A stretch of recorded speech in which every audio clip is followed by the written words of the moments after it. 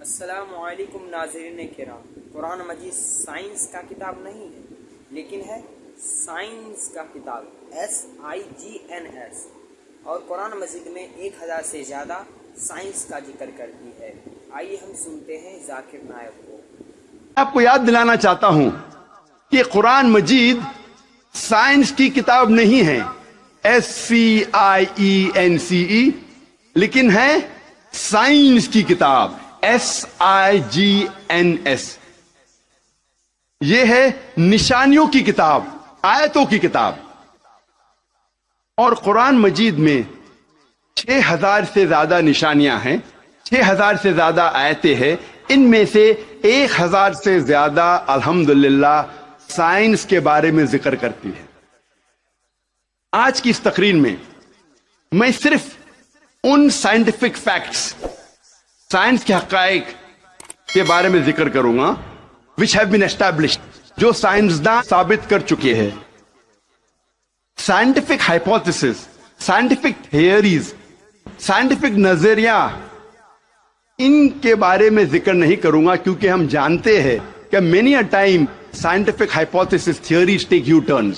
یہ سائنس کے نظریے جو ہیں کئی بار وہ اپنے نظریے سے پلٹ جاتے ہیں۔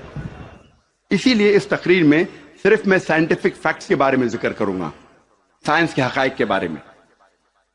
سب سے پہلے ہم تذکرہ کریں گے ایسٹرونومی کے بارے میں، فلکیات کے بارے میں۔ 35 سے 40 سال پہلے کچھ سائنسداں نے تحقیق کی ایک موضوع پہ، تخلیق کائنات، مطلب کریشن آف دی یونیورس، اور ان سائنسداں نے کہا کہ ہماری کائنات سب سے پہلے ایک پرائمری نیبیولا تھا، بنیادی گولا، ابتدائی گولا۔ اس کے بعد there was a secondary separation، دوسری جدائی، دوسری علیحدگی، اور ایک بڑا دھماکہ ہوتا ہے بگ بینگ۔ اس کے بعد وجود میں آیا گیلیکسیز، کہکشائیں، ستارے، سیارے، چاند، سورج، اور یہ زمین جس میں ہم رہتے ہیں۔ اسے سائنسداں نے کہا بگ بینگ، بڑا دھماکہ۔ یہ جو سائنسداں نے تقریباً 40 سال پہلے ڈھونڈا کس طریقے سے کائنات وجود میں آئیں، تخلیق کائنات، قرآن مجید میں اس کا ذکر 1400 سال پہلے ہے۔ اور میں نے اس تقریر کے شروع میں ایک آیت کی تلاوت کی، سورہ انبیاء کی، سورہ نمبر 21، آیت نمبر 30، جہاں اللہ سبحانہ وتعالیٰ فرماتے اولم یر الذین کفروا، کیا انکار کرنے والے یہ نہیں جانتے ان السماوات والارض کانتا رتقا ففتقناہما، کہ زمین اور آسمان ایک تھے، جڑے ہوئے تھے، اور ہم نے انہیں جدا کیا۔ یہ جو تخلیق کائنات، creation of the universe, big bang, بڑا دھماکہ، جو سائنسداں کو 40 سال پہلے پتا چلا، قرآن مجید میں اس کا ذکر ہے 1400 سال پہلے۔ قرآن مجید میں اللہ سبحانہ وتعالیٰ فرماتے ہیں سورہ فصلت میں، سورہ نمبر 41، آیت نمبر 11 اور 12 میں، کہ اللہ سبحانہ وتعالیٰ نے آسمان کی طرف دیکھ کے کہا جب وہ دھواں تھا کہ آسمان اور زمین ایک ساتھ آ جاؤ، ولنگلی اور انولنگلی، اپنے مرضی سے یا اپنے مرضی کے بنا۔ اور ان نے کہا کہ ہم اپنے مرضی سے ایک ساتھ آ جاتے ہیں۔ قرآن مجید میں لکھا ہے کہ آسمان سب سے پہلے دھواں تھا، عربی لفظ ہے دخان۔ اور آج کے سائنسداں یہ کہتے ہیں کہ کائنات بننے کے پہلے یہ آسمان دھواں تھا، انگلش میں کہتے ہیں گیس۔ لیکن عربی میں دخان کے معنی ہے اسموک۔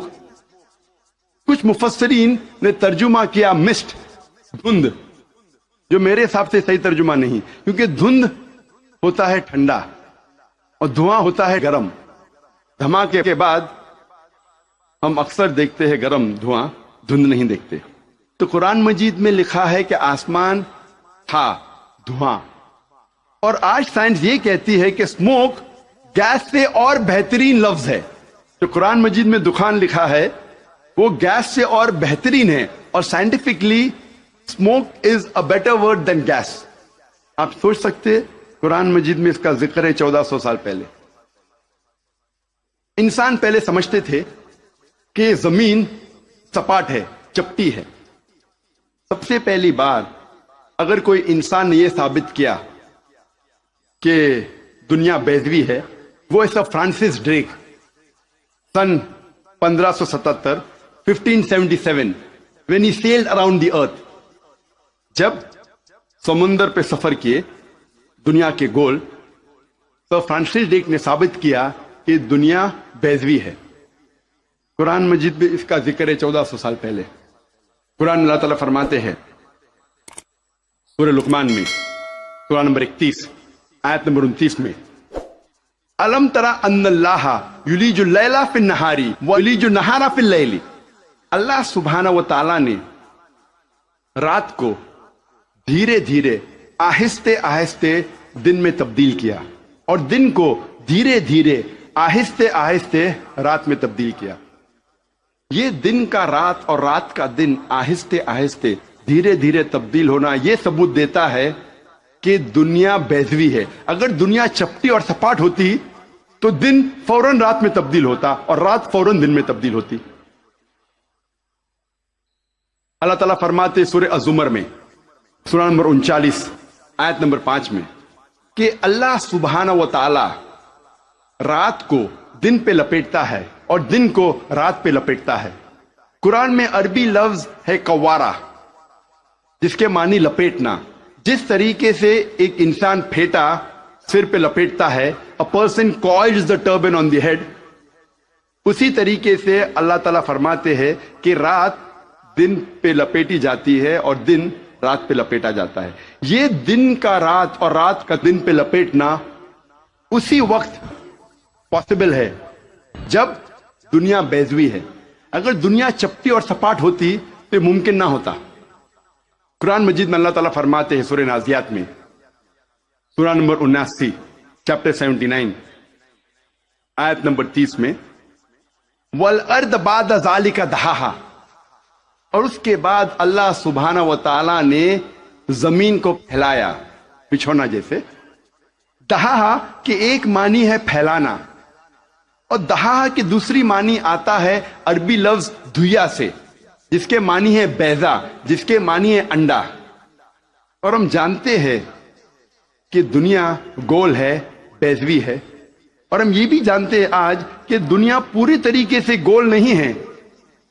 وہ اوپر اور نیچے سے from the poles it is flattened, اوپر اور نیچے سے چپٹی ہے، جسے ہم کہتے ہیں انگریزی میں جیو اسفیئریکل ان شیپ، ارضی بیضوی. اور یہ لفظ جو دہا ہے وہ عام انڈے کے لیے نہیں ہے، عام بیضے کے لیے نہیں، خصوصاً شتر مرغ کے انڈے کے لیے، شتر مرغ کے بیضے کے لیے. اور جب ہم دیکھتے ہیں شتر مرغ کا بیضا انڈا اس جیو اسفیئریکل ان شیپ، ارضی بیضوی کے شکل میں ہے. آپ سوچ سکتے ہیں 1400 سال پہلے اس کتاب میں لکھا ہے کہ یہ زمین، یہ دھرتی اس جیو اسفیئریکل ان شیپ، ارضی بیضوی شکل میں ہے. پہلے انسان یہ سوچتے تھے یہ چاندنی جو ہے، چاند کی روشنی، یہ اس کی خود کی روشنی ہے. چند صدی پہلے ہمیں پتا چلا کہ چاند کی روشنی، چاندنی اس کی خود کی روشنی نہیں ہے، یہ سورج کی لی ہوئی روشنی ہے، سورج کی منعکس شدہ ریفلیکٹڈ لائٹ ہے، بوروڈ لائٹ ہے. قرآن مجید میں اللہ سبحانہ تعالیٰ فرماتے ہیں سورہ فرقان میں، سورہ نمبر 25 آیت نمبر 61 میں، اللہ سبحانہ و تعالیٰ نے آسمان میں برج رکھے، تاروں کے جھنڈ، اور اس میں رکھا سورج جس کے پاس خود کی روشنی ہے، سلگتا ہوا چراغ، اور رکھا چاند جس کی لی ہوئی روشنی ہے. قرآن میں سورج عربی میں کہا گیا ہے شمس، اور اس کی روشنی کو کہا گیا ہے سراج، वहाज और दिया, जिसके मानी है सुलगता हुआ चिराग या मशाल या दिया। तीनों के मानी है कि सूरज की रोशनी खुद की है, और चांद को कहा गया है कुरान मजीद में कमर, और चांदनी को कहा गया है मुनीर या नूर। मुनीर मीन्स बोरोड लाइट, ली हुई रोशनी, या नूर मीनिंग रिफ्लेक्टेड लाइट, मुनअक्स शुदा रोशनी, रिफ्लेक्टेड लाइट। आप सोच सकते कुरान मजीद 1400 साल पहले कहता है कि ये चांदनी खुद की रोशनी नहीं है, चांद की ली हुई रोशनी है। और इसका जिक्र सूरह फुरकान सूरह नंबर 25 आयत नंबर 61 के अलावा सूरह यूनुस में सूरह नंबर 10 आयत नंबर 5 में, और सूरह नूह में सूरह नंबर 71